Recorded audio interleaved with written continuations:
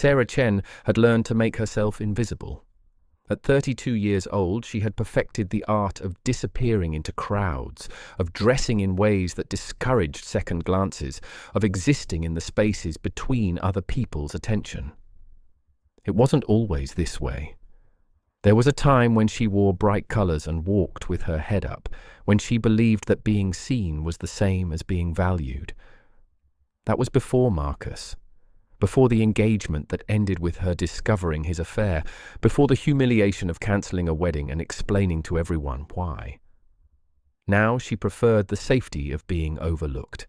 The coffee shop where she worked was in downtown Chicago, wedged between a law office and a boutique hotel.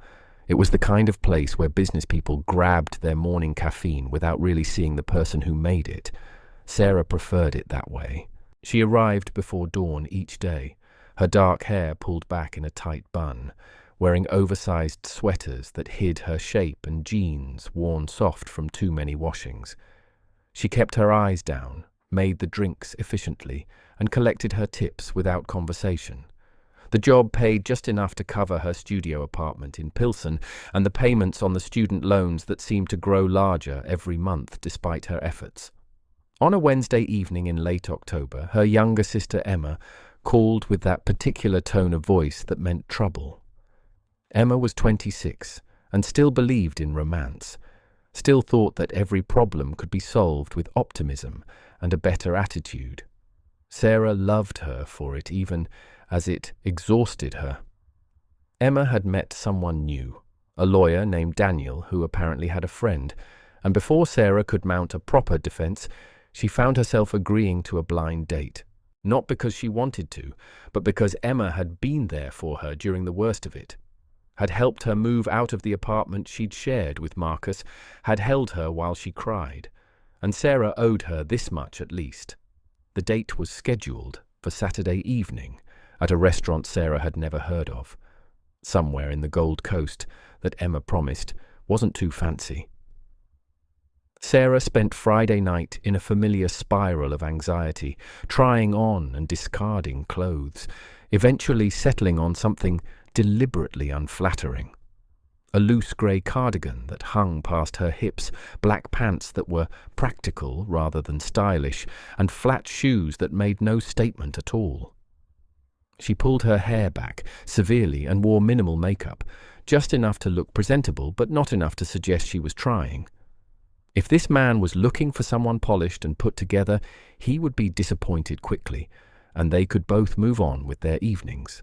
She arrived at the restaurant 15 minutes early, a habit born from years of anxiety, and immediately regretted the choice of venue. The place was elegant in that understated way that screamed expensive, all warm lighting and exposed brick and tables set far enough apart for private conversation. The hostess looked at Sarah with the kind of professional politeness that barely masked assessment, and Sarah felt her shoulders hunch forward defensively. She gave Daniel's name and was led to a table near the window where she could watch the street outside and count the minutes until this obligation was fulfilled. Daniel arrived exactly on time, and Sarah felt a small measure of relief. He looked normal, pleasant even, with an easy smile and the kind of casual confidence that came from a life without too many disappointments. He was dressed well, but not ostentatiously, and when he shook her hand, his grip was warm without being presumptuous. They made small talk about the weather and the traffic and Emma's recent promotion at work, the kind of conversation that required no real vulnerability. Sarah began to relax slightly, thinking perhaps this wouldn't be as painful as she'd feared. Then his friend arrived, and everything shifted. The man who approached their table moved with a certainty that made people instinctively step aside. He was tall, maybe 6'2", with dark hair threaded with grey at the temples, and eyes that seemed to take in everything without appearing to stare. His suit was clearly expensive, tailored in a way that suggested both wealth and taste, and there was something about the way he carried himself that made Sarah's defensive walls shoot back up immediately. This was the kind of man who was used to getting what he wanted, she thought, the kind who probably had a string of women willing to overlook any flaw because of his bank account. Daniel stood to greet him, and Sarah caught the name. Michael. Michael Brennan. Something about it tugged at her memory, but she couldn't place it. He slid into the seat across from her with a fluid grace, and when his eyes met hers, Sarah felt an uncomfortable jolt of something she couldn't quite name. Not attraction, exactly, though he was undeniably handsome. Something more unsettling, like being seen when she'd worked so hard to be invisible. He smiled at her, and it reached his eyes in a way that seemed genuine. Sarah found herself immediately suspicious. Men like him didn't look at women like her with that kind of warmth unless they wanted something. She kept her expression neutral, her body language closed, everything about her posture communicating that she was here under duress and planned to make the best of a bad situation with minimal engagement. The conversation flowed easily between Daniel and Michael, years of friendship evident in their easy rapport. Sarah contributed minimally, answering direct questions with brief responses and deflecting any attempt to draw her deeper into discussion. She noticed that Michael kept glancing at her, his expression thoughtful rather than disappointed by her obvious lack of enthusiasm. It irritated her more than if he'd simply lost interest. When the waiter came to take their order, Sarah chose the least expensive item on the menu out of habit. She'd learned to be practical about money, to always know exactly how much she had and how far it needed to stretch. Michael ordered, without looking at prices, with the casual disregard for cost that marked someone who'd never had to worry about such things. Sarah felt a familiar bitterness rise in her throat. Of course he didn't look at prices. Men like him never had to. The food arrived and Sarah ate quietly, while Daniel and Michael discussed some business deal that was apparently going well. She gathered that Michael did something in technology, though the specifics were vague and probably intentionally so. Rich people, she'd learned, often avoided being too specific about their wealth with strangers, as if not mentioning it made it less obvious, less of a barrier between themselves and normal people. What surprised her was that Michael kept trying to include her in the conversation, not in the condescending way some men had, where they asked her opinion as a formality before immediately dismissing it. He seemed genuinely interested in her responses, leaning forward slightly when she spoke, his attention focused entirely on her, even when she kept her answers deliberately brief. It was unnerving in a way she hadn't expected. Halfway through the meal, Daniel excused himself to take a call, leaving Sarah alone with Michael. The silence stretched between them. Not quite comfortable, but not hostile either. Michael studied her for a moment, and Sarah braced herself for whatever line he was about to deliver. She'd heard them all before. The compliments designed to flatter, the subtle implications of what he could offer, the assumption that his wealth and status made him inherently desirable. Instead, he said something that caught her completely off guard. He told her that he appreciated her honesty.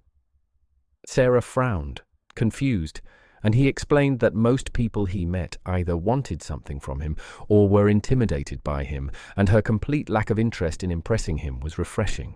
He said it without irony, without any suggestion that he was offended by her obvious indifference. If anything, he seemed amused by it.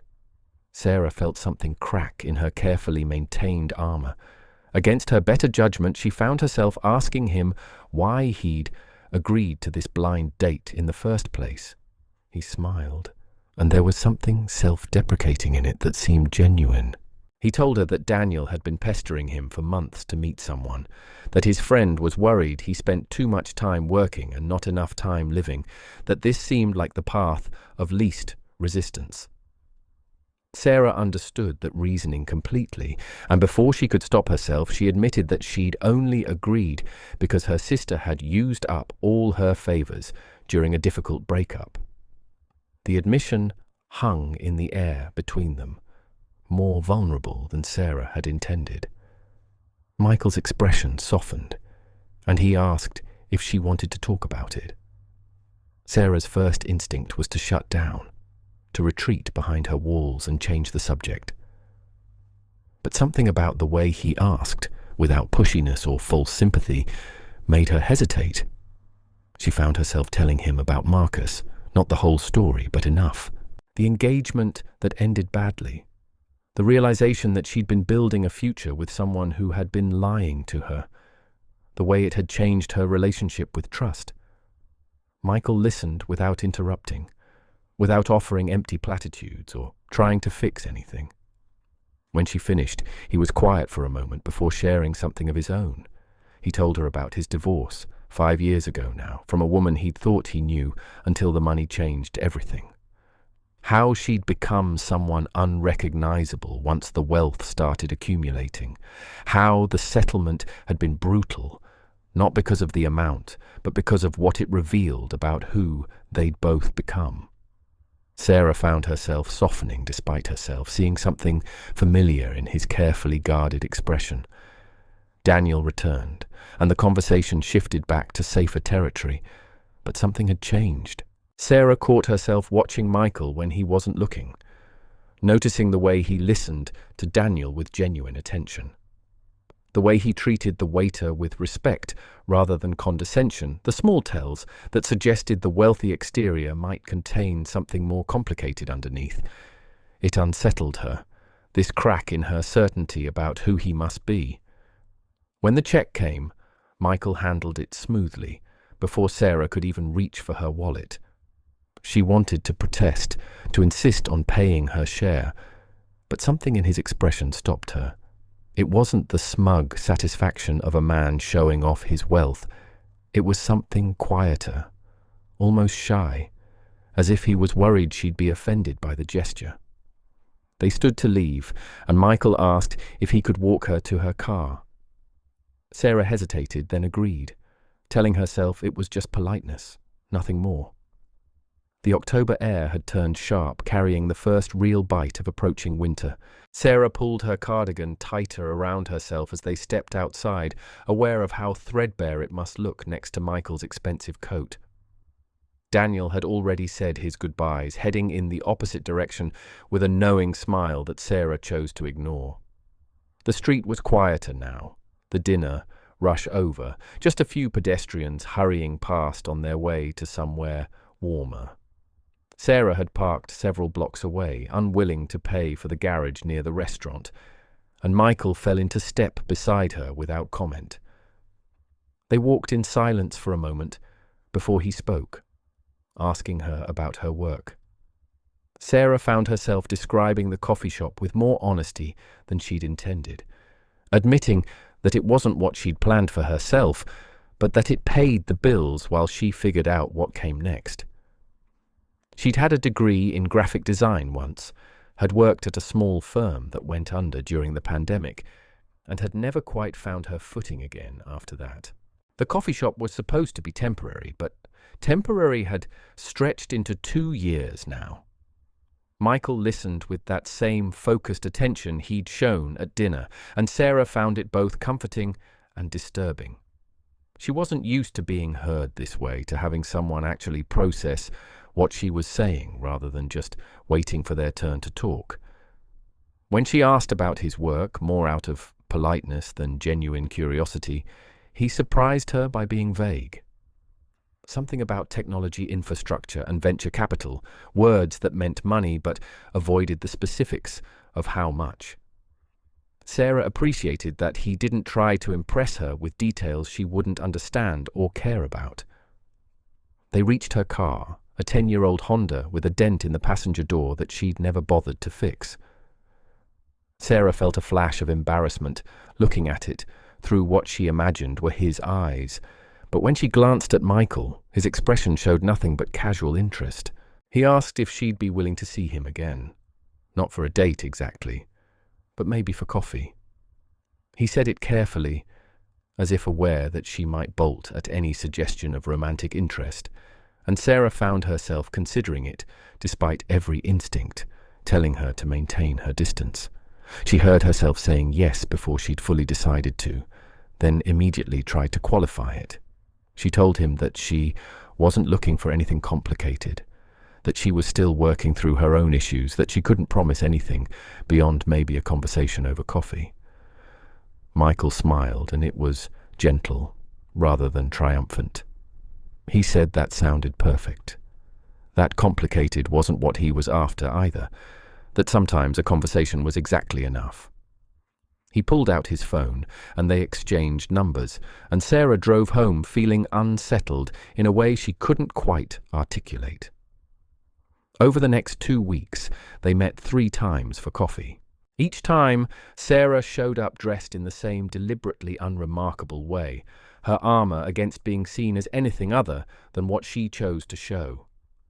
Each time Michael arrived looking polished, but somehow managing not to make her feel lesser for her faded jeans and worn sweaters. They talked about everything and nothing, discovering a shared love of old movies and a mutual hatred of pretentious restaurant culture. Michael made her laugh with stories about disastrous business meetings and the absurdity of wealth management seminars. Sarah found herself sharing things she hadn't told anyone, small vulnerabilities that slipped out before she could catch them. What struck her most was that he never tried to fix anything. When she mentioned struggling with her car's check engine light, he didn't offer to pay for repairs or suggest she upgrade to something newer. He asked if she had a good mechanic, and when she said no, he recommended one his assistant used, nothing more. When she talked about the frustration of job hunting while working full-time, he listened without offering to connect her with anyone in his network. It was the restraint that got to her, the careful respect for her boundaries that felt more valuable than any grand gesture could have been. The 4th time they met, it was early November and unseasonably cold. Sarah arrived at their usual coffee shop to find Michael already there, and something about him seemed different, more tense, less settled. They ordered their drinks and found their regular corner table, but before Sarah could ask what was wrong, Michael spoke first. He told her there was something he needed to explain, something he should have mentioned earlier, but hadn't known how to bring up without sounding either arrogant or apologetic. Sarah felt her defenses rise immediately, certain this was where the other shoe dropped, where the catch, in all his careful kindness, would finally reveal itself. But what Michael said wasn't what she expected. He told her that he hadn't been entirely honest about the scope of his work, that the technology company he'd mentioned wasn't just something he worked for, but something he'd founded and sold 3 years ago for an amount of money that had fundamentally changed his life. He was, by any reasonable definition, extremely wealthy, and he'd avoided telling her because, in his experience, that information changed how people saw him. He said it quietly, almost apologetically, watching her face for a reaction. Sarah sat very still, processing this information against everything she thought she knew about him. Part of her wanted to be angry at the deception, but she couldn't quite manage it because she understood the impulse completely.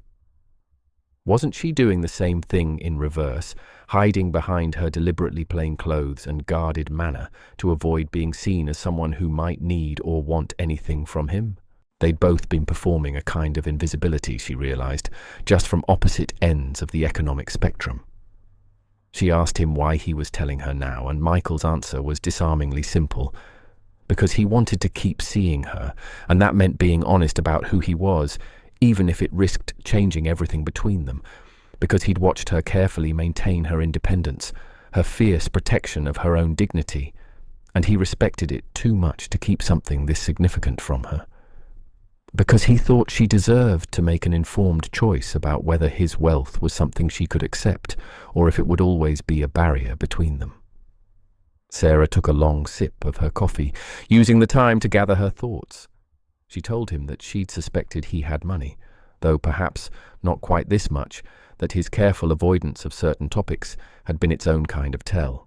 What she hadn't expected was that it would bother her, less than she thought it would. Not because the money didn't matter, it did. It mattered enormously in terms of the gap between their daily realities. But because in the weeks they'd been meeting, he'd never once made her feel less than for having less than. He'd never tried to solve her problems with his checkbook or suggested that his resources could smooth away her struggles. He'd just shown up, consistently, and listened.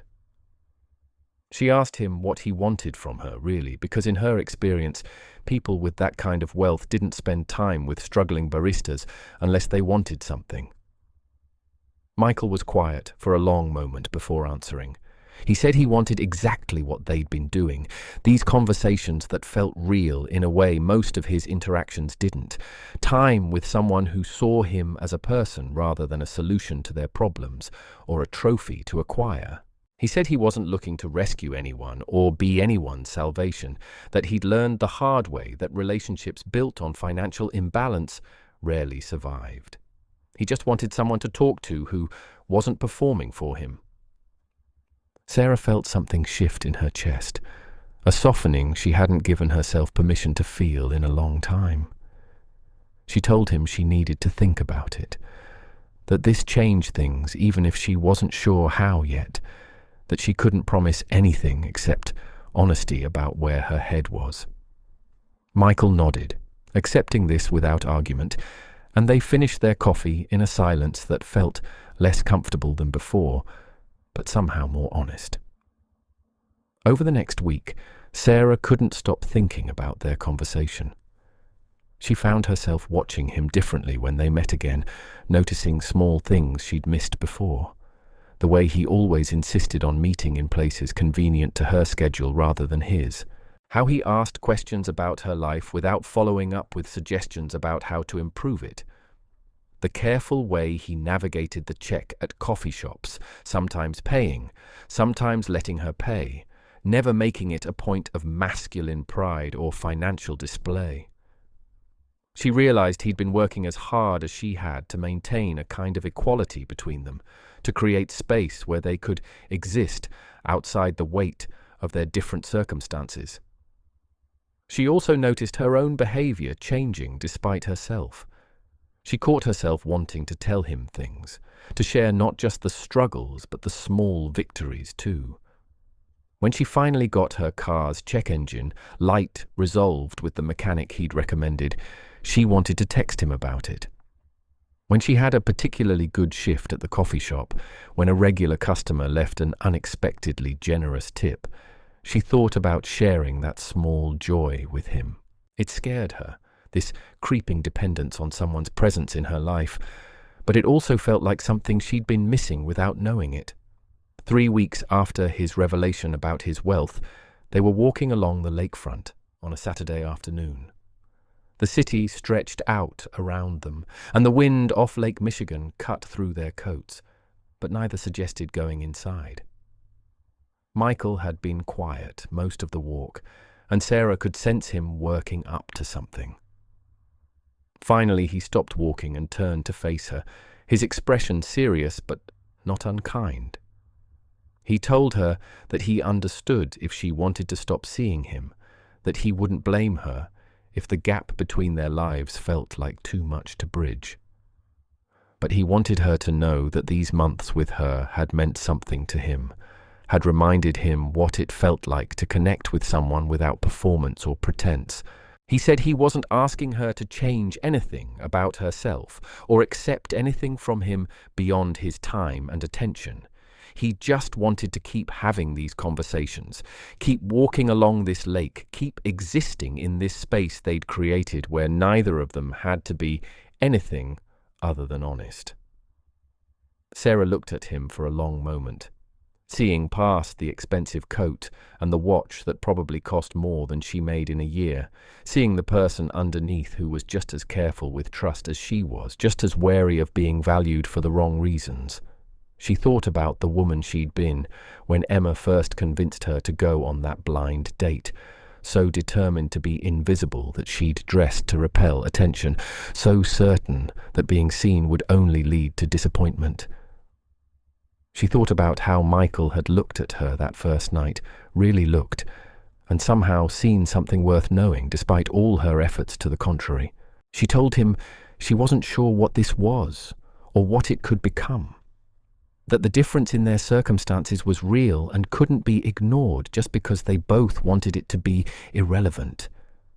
But she also told him that she wanted to keep trying, to see if they could build something that existed independent of their bank accounts, something based on the people they actually were rather than what they had or didn't have.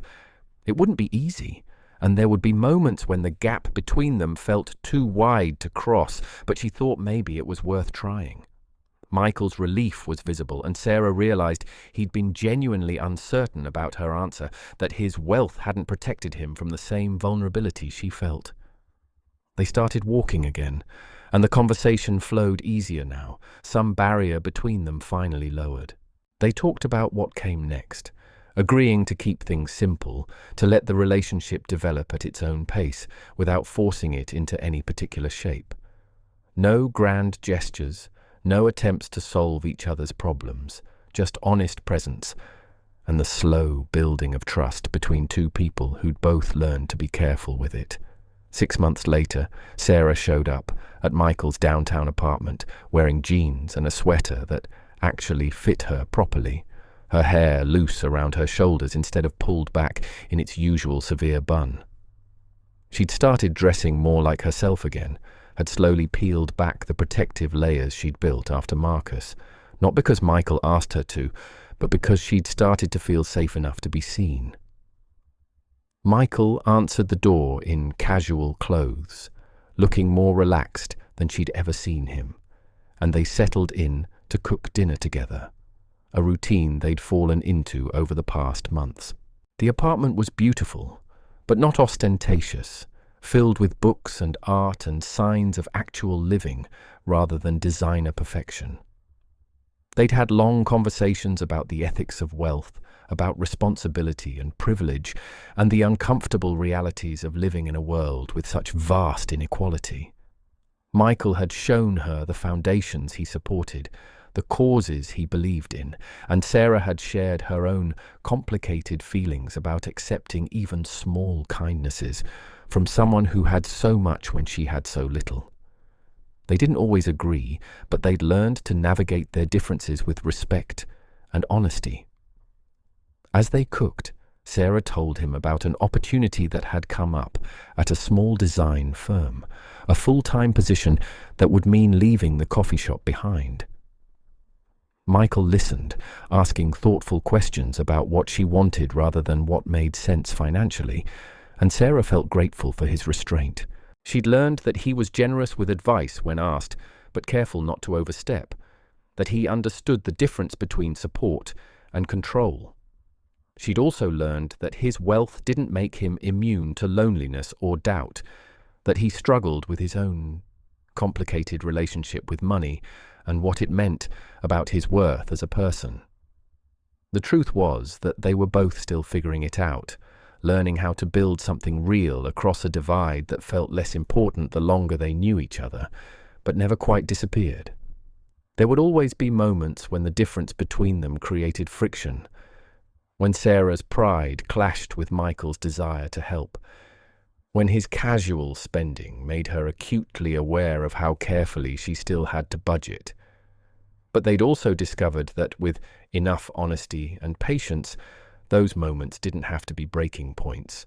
They could be places to learn more about each other, to practice the kind of vulnerability that made intimacy possible. After dinner, they sat on the couch watching one of the old movies they both loved, and Sarah found herself thinking about that first night, how hard she'd worked to make herself unappealing, how certain she'd been that any man who showed interest would only disappoint her eventually. She thought about Michael seeing through all that careful ugliness to something worth pursuing, about how his persistence hadn't been about what she looked like or what she could offer him, but about the conversations they had, the way they challenged each other to be more honest, more present, more willing to take risks on connection. She didn't know if this thing between them would last forever or even another year. Real life didn't come with guarantees, and the complications of their different worlds weren't going to disappear just because they cared about each other. But she'd learned something valuable in these months, something about her own worthiness that had nothing to do with how she dressed or what she earned or whether she could match someone else's financial status. She'd learned that being seen, truly seen, didn't have to be dangerous if the person looking was worth the risk. Michael glanced at her and she smiled. Not the guarded smile she'd worn like armor for so long, but something real and undefended. Sometimes, she thought, the most unexpected encounters happened when you stopped trying to control how others perceived you, when you dropped the performance of invisibility and allowed yourself to be found. It was terrifying and uncertain and nothing like the safe emotional distance she'd maintained for years. But it was also alive in a way that mattered, full of possibility instead of protection, and that seemed like its own kind of wealth worth having.